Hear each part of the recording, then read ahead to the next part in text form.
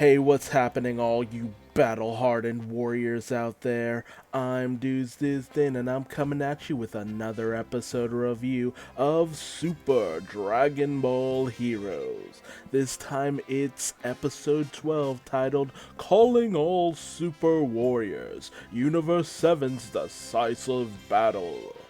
And we pick up as the core area warriors arrive with their universe seed in Universe 7. And the gang is all here.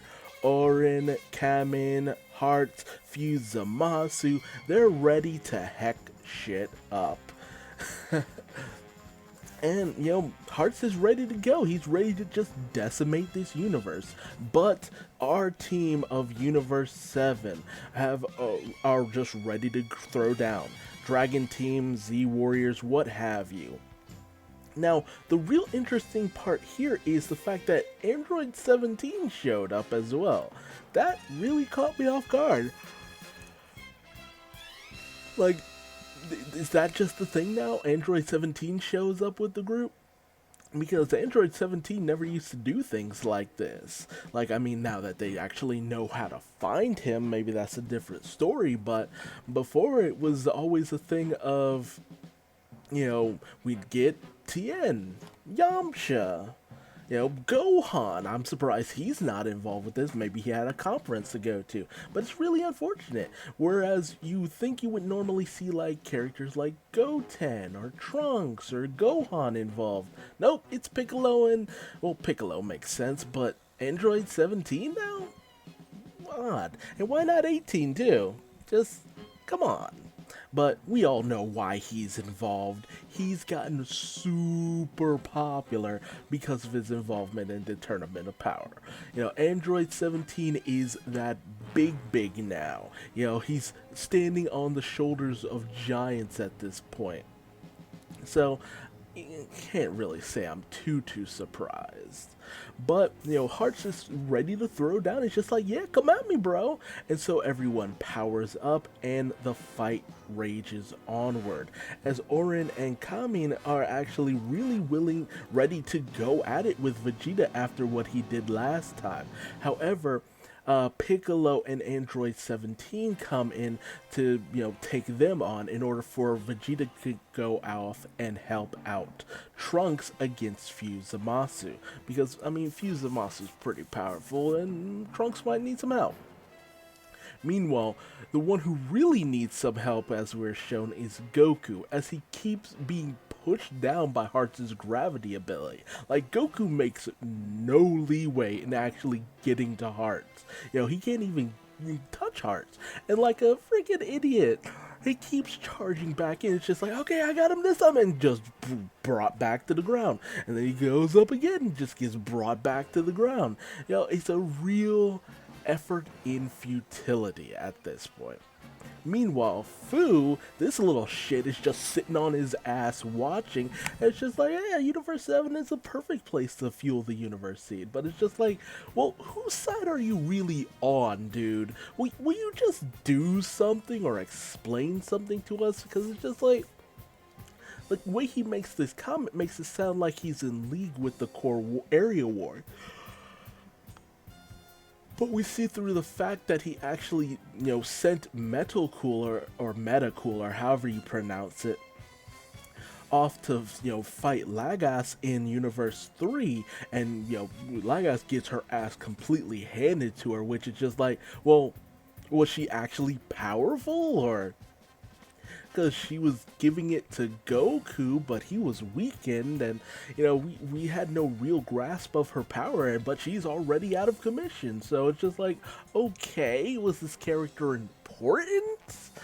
She wasn't even important enough to go in on Universe 7. And as Metacooler gets ready to finish her off, in comes Cumber, still ready to rumble, rock, and roll. In Universe 3, I'm surprised that we don't actually see any of the fighters of Universe 3. Not so much as Magic Kai or even any Liza. Like, come on, it's Universe 3. They have warriors there. What's the God and Kai doing here? But, Fu's all too ready to see if uh, what's his name? Cumber actually fares against Metacooler and the power of the Big Ghetto Star. I mean, I'm sorry, the Big Getty Star. Fucking ghetto ass bullshit. But their fight rages on. It seems like Cumber in his Super Saiyan 3. I'm not really sure. It's hard to tell with all that hair, but whatever he's currently at, Cumber seems to be actually gaining some ground on Cooler. However, as Cumber starts to taunt the fact that Cooler turned himself into a machine, it's just like, well, how did that make you more powerful? Which is what I'm saying. Like, why turn him into a machine? It seemed like he was fully capable before. And then we see some bullshit where he powers up into his golden state. So now he's golden Metacooler. And it's just like, God fucking damn, mouthful bullshit. We didn't even get to see what regular golden Cooler could actually do. He kept standing on the sidelines just watching things go down. And then next thing you know, he's Metacooler. And it's just like, what? Come on, at least give me something with golden Cooler. I don't care for Metacooler. I'm sorry. It's not my favorite thing. Cooler in his regular final form, his Bane Shredder looking ass looks so dope as fuck, and then this golden Cooler, and I'm just like, okay, that's what's up. Okay, we could actually see him really go in. Now he can stack up. And then he doesn't do anything really. He gets in a few hits here and there, and they're completely ineffective against anyone he fights. But you mean to tell me now that he's in his metal state, he's more powerful? How? Why? What even is that? But yeah, sure enough, he manages to just take it to Cumber, and he, powers up, and he's all like, "Ah, now I have all the power." But I'm just like, well, how can a machine be outputting, the natural physical state? Does he still have his fleshy bits? And then he pulls out these 3 supernova attacks, just like it's nothing, and he charges the shit up, only for him to actually start overheating. So yeah, the golden power is too much of a tax on his robotic body, which makes sense, at least to a certain degree, but it's just like, well, what? I still don't understand. Is it so that he can be under the control of few? I mean, I didn't ask for this. I didn't want this. I wanted, I'm gonna be a whiny little bitch here and just say I wanted Final Form Cooler, cause it's the coolest thing out there. It's one step above Frieza, it's Cooler. But this feels like a step back, and it's just a needless thing. Again, because we didn't see the capabilities of Golden Cooler. It amounts to nothing in the end. Why is his merging with the Big Getty Star so much of a big power boost for him? If his regular golden state couldn't do shit against Cumber, why is the golden Metacooler able to do so much more damage and have so many more capabilities and powers and all that? But he brings the hammer down on Cumber, even though he's overheating, seems to take Cumber out. Golden Metacooler retreats. Cumber's just like, get back here, you bitch, and just passes right the fuck out. So he hit his limit, so it's just like, okay, I guess Cumber's no longer a thing. So, Lagass and Cumber are no longer involved with anything anymore. It's just like, okay, what was the point of any of that?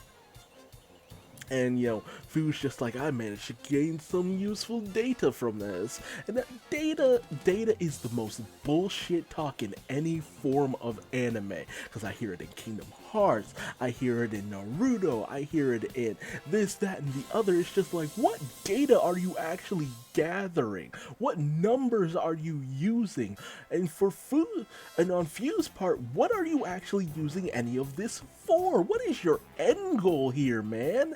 At least in Xenoverse, it seemed like he just liked dicking around with timelines just to see what happened. He liked just experimenting on all this. But now he's doing all this other crap, and I'm just like, why? Why are you opposing the Core Warriors? If anything, I would think that he would have joined them in order to actually see if they were actually able to eliminate Grand Zeno. You know, I think Fu would at least be a little bit interested in something like that, and I'm still kind of salty over the fact that he went at it with Golden Cooler and we never got to see a lick of the fight. Like, god damn it. For a fan service anime, you managed to show me almost nothing that I actually want to see. You tease at it, but you don't deliver, man. And, you know, Orin and Kame fuse back into Kamiorin, you know, in order to go at it with Piccolo and Android 17, because for some reason that'll, you know, increase their power enough to defeat him. But it's just like, I feel that at the very least they should have been able to really go, they shouldn't have as much of a trouble fighting Piccolo and Android 17 in regards to all of that, but whatever. You know, Goku's still getting his ass kicked by gravity, which is funny because he trained under it so many times. You know, just think of it as training, Goku, and you'll be fine. The Universe Seed starts to kind of power up and, you know, begins to shine, alluding to the fact that it's getting closer to being finished. Hearts finally decides to actually start doing more than, you know, extending his hand and be like, "You gravity!" And so he sends out this shockwave, which knocks everyone back. He powers up into apparently Super Hearts, considering what the title of the next episode is. And he's finally ready to do things, I guess. You know, he's ready to just throw down as the Universe Seed is almost in completion. Meanwhile, Goku finally managed to stand the fuck up, and that's where our episode ends. I'm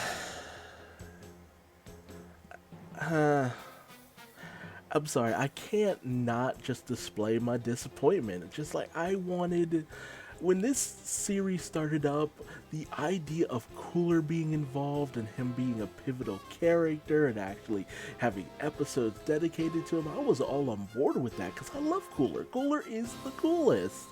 But now that it's just like, oh, now we have Metacooler, I'm just like, and you lost me. And you completely lost me.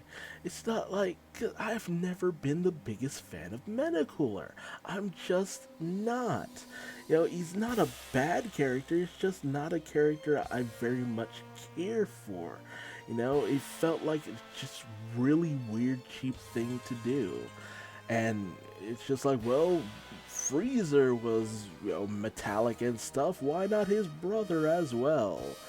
And, you know, the whole showdown with Cumber and Legas, which we didn't even get to see him take down Legas. So it's just like, well, is she strong? Is she not? How does Golden Cooler stack up to everyone else?